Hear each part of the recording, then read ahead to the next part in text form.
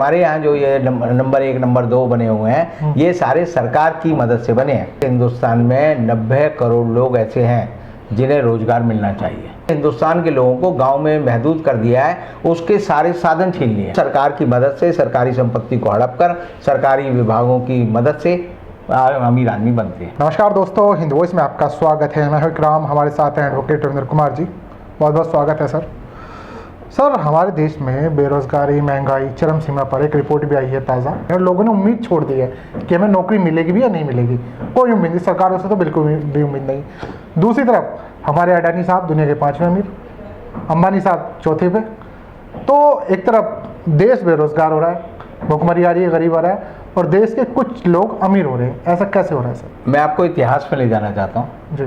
आपने खबर सुनी होगी, आज से 20 साल पहले आती थी, अजीम प्रेमजी दुनिया के नंबर 2 अमीर आदमी बने।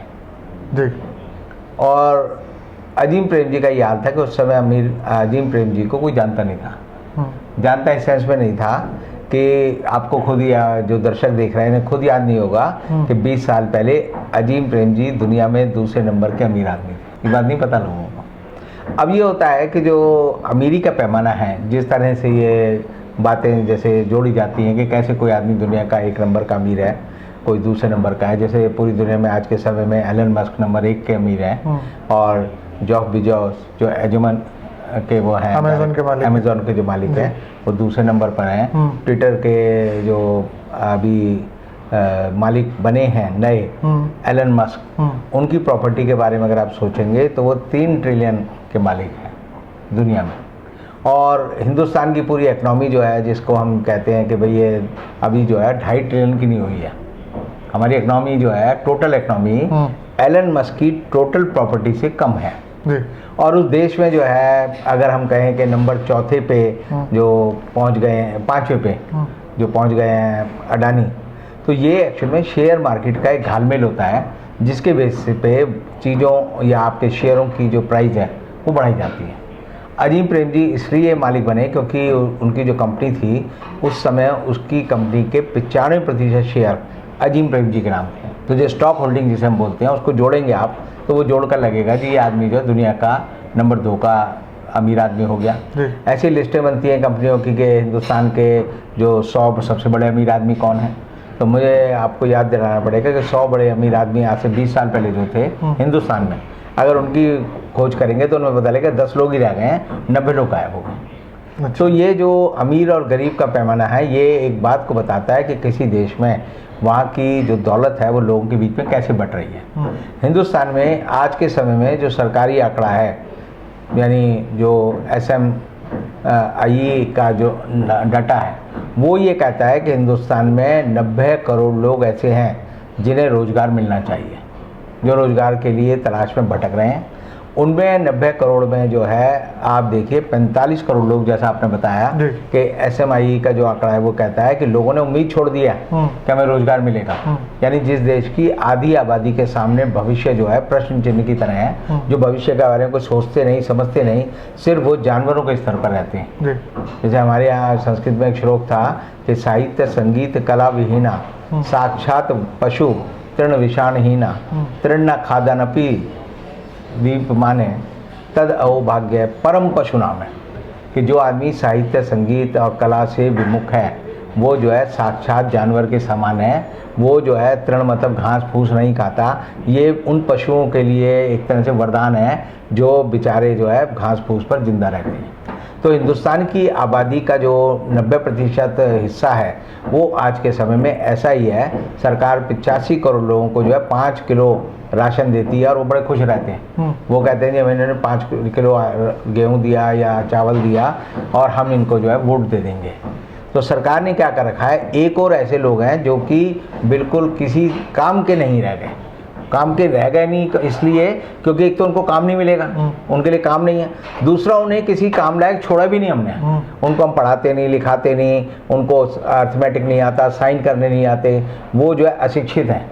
और जो कोरोना काल रहा 3 साल का, उसमें बच्चे स्कूल नहीं गए, तो बच्चों का पूरा जो सोचने का नज़रिया वो जीरो हो गया। वो सिर्फ, यानी अगर उनसे पूछो भाई पबजी को सब बच्चा जानता होगा, पबजी के बारे में सबका ज्ञान होगा, गणित के बारे में नहीं जानते होंगे, घर के बाहर जो है कौन से शहर का इतिहास है, गांव का इतिहास है, उसके बारे में नहीं जानते होंगे। और ये जो सरकार है, जैसे अभी जो नया करिकुलम जारी किया है, उसमें तो इतिहास में हम लोग जो पढ़ते हैं तब हमारी आगे ज्ञान की खिड़की खुलती है। हम नई चीज़ सोचते हैं, नई चीज़ जानते हैं, और नई चीज़ जानते हैं तब हमें नई चीज़ के बारे में पता चलता है। हिंदुस्तान अंग्रेज़ों का गुलाम था, अंग्रेज़ों ने 200 साल राज किया, लेकिन अंग्रेज़ों ने एक गलती की। अंग्रेज़ों ने गलती क्या की कि उन्होंने अंग्रेजी तरीके के जो स्कूल कॉलेज हिंदुस्तान में खोले, और उसको खोलने के बाद एक पूरी ऐसी पीढ़ी पैदा हुई जिसने कि पढ़ने के लिए वो इंग्लैंड गए, और वहाँ पर जाकर उन्होंने देखा कि वहाँ के लोगों का जीवन कैसा है। हमारे जो स्वतंत्रता संग्राम आंदोलन के सारे महान नायक हैं, चाहे उसमें आप महात्मा गांधी का नाम लें, आप उसमें पंडित जवाहरलाल नेहरू का नाम लें, उसमें आप जो है मोहम्मद अली जिन्ना का नाम लें, सुभाष चंद्र बोस का नाम लें, जिनका भी नाम आप लेंगे वो सारे विदेशों में पढ़े। और जब वो विदेश पढ़ने गए, विदेशों में गए, तो उन्होंने देखा ये जीवन, असली जीवन ऐसा होता है, और हम जो जीवन जी रहे हैं वो नरक का जीवन जी रहे हैं। तो आदमी कंपैरिजन करता है। जैसे बहुत सारे लोग होते हैं, अगर वो गांव में रहते हैं और वो किसी 5 स्टार होटल को ना देखें तो उन्हें पता ही नहीं चलेगा ऐसा भी कोई होटल होता है।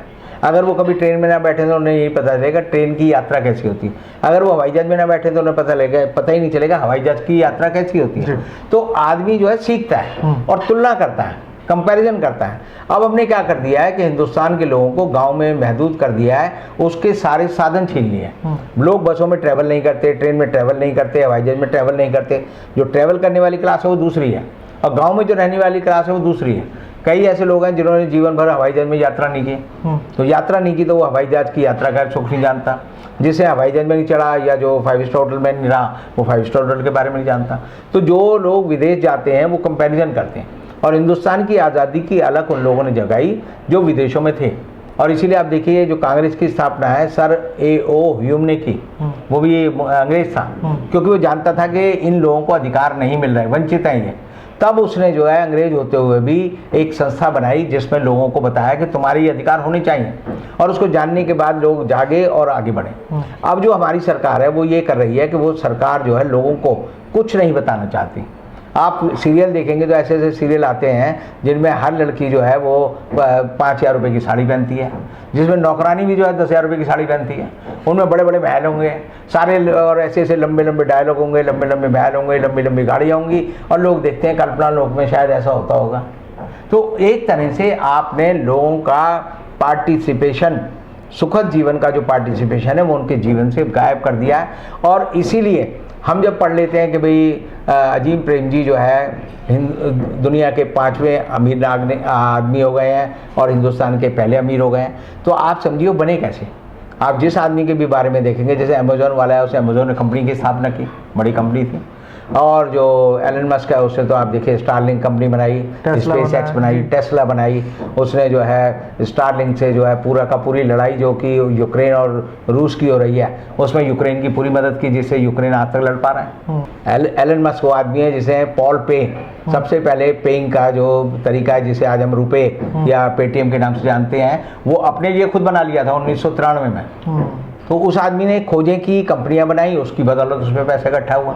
हमारे जो अडानी अंबानी हैं, इनको अगर बनाने में है, लोग कार्टून बना रहे हैं बहुत सारे, जिसमें देखेंगे कि दिखाएंगे कि एलन मस्क पे तो भाई इतनी सारी कंपनियां हैं, जॉब बिजॉस पे जो है अमेजोन है, वो दिखाएंगे कि तीसरे नंबर पे जो ट्विटर और फेसबुक का जो मालिक है या दूसरी कंपनियों के मालिक हैं, उनके पास जो मार्क जुकरबर्ग के पास ये कंपनियां हैं। और वो दिखाते हैं 5वें नंबर का जो अडानी है उसके बाद मोदी जी हैं, उसका भारत सरकार की कंपनियां हैं। तो एक तरह से लूट का माल है, और लूट का माल इस तरह का है कि जब आप को मैं चुटकुला याद दिलाना चाहता हूँ, वैसे असलियत है वो, कि मार्च में जब उससे पूछा गया एलन मस्क से कि तुम दुनिया के सबसे अमीर आदमी हो, तो उसने कहा नहीं मैं अमीर आदमी नहीं हूँ, सबसे अमीर आदमी दुनिया का अगर कोई है तो पुतिन है।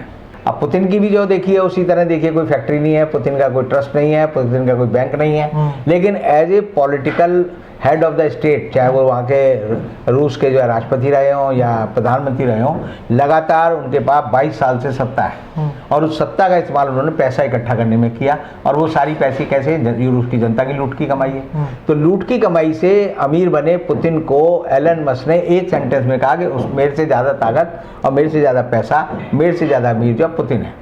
अब इसी तरह आप देखेंगे कि हमारे यहाँ जो ये नंबर 1 नंबर 2 बने हुए हैं, ये सारे सरकार की मदद से बने हैं। जब 1983-84 में जब अडानी तो नहीं थे कहीं भी, अंबानी का उदय शुरू हुआ था। अंबानी ने रिलायंस बनाई थी, तो ये कहा जाता था कि देश में जो उस समय के प्रणब मुखर्जी फाइनेंस मिनिस्टर थे, तो उन्हें कहा जाता था he is a minister for Reliance, कि रिलायंस के हितों को देखने वाले मंत्री हैं ये, और उन्होंने बढ़ाया। तो हिंदुस्तान में सरकारी संरक्षण में सरकारें आगे बढ़ती हैं, सरकारी संरक्षण में पूंजीपति आगे बढ़ते हैं, और सरकारी संरक्षण में जिन लोगों को आगे बढ़ाया जाता है वो दरअसल अपनी प्रतिभा के बल पर नहीं बनते, वो सरकार की मदद से, सरकारी संपत्ति को हड़प कर, सरकारी विभागों की मदद से अमीर आदमी बनते हैं। मुझे एक फिल्म का अनाड़ी एक फिल्म आई थी, उसमें एक डायलॉग था कि वो राज कपूर जो होता है, मोतीलाल का एक पर्स ज़मीन पर गिर जाता है, वो लाके उसको देता है, तो वो कहता है तुम ये पर्स क्यों लेके आए? कहते हैं, उसने कहा जी आपका पर्स है। उसने कहा उस होटल में जितने लोग बैठे थे, बोले ये सारे लोग जो बैठे हैं इन सबको भी जीवन में कभी ना कभी एक पर्स मिला, और लेकिन इन्होंने किसी ने उसके मालिक को नहीं लौटाया, इसलिए वो यहाँ बैठे हैं। यानी ये सारे जो लोग बैठे हैं बेईमान लोग हैं, और ईमानदार आदमी जो है वो ईमानदारी के चक्कर में गरीबी रहेगा। और आप समझिए जो भी हिंदुस्तान में अमीर बनता है, आप आँख बंद करके कह सकते हो कि उसको सरकार का प्रोटेक्शन मिला है, और अडानी अंबानी दोनों को प्रोटेक्शन मिला है। और आप जो कह रहे हो कि 5वें सबसे अमीर आदमी अडानी हो गया है, तो ये समझिए सरकारी घालमेल से बना है, और इसको बनाने में मोदी सरकार का और मोदी जी का बड़ा हाथ है। बहुत बहुत शुक्रिया सर, आपने न सिर्फ अडानी अंबानी के बारे में बताया बल्कि देश के हर उस भ्रष्ट व्यक्ति के बारे में बता दिया जो सरकारी तंत्र मंत्र के सहारे आगे बढ़ता है। आप लोगों को कैसा लगा एपिसोड नीचे कमेंट कर सकते हैं। इस वीडियो को ज़्यादा से ज़्यादा शेयर कर सकते हैं। किसी और एपिसोड में रविंद्र जी की आपसे मुलाकात कराएंगे, तब तक के लिए दीजिए इजाज़त।